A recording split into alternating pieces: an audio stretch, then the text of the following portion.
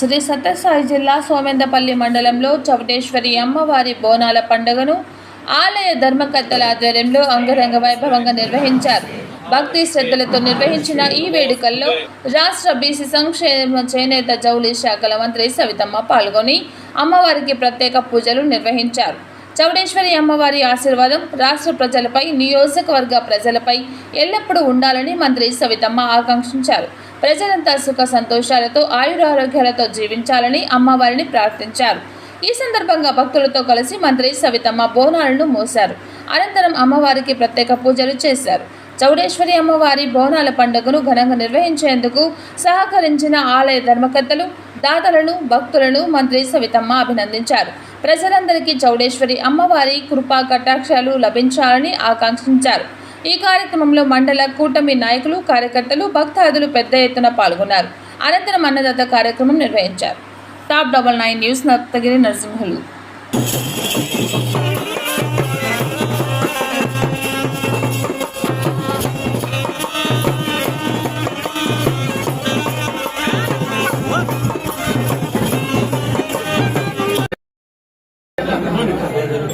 నాయకుని ఏందని అంతా తీసుకుని పూజ చేస్తాను.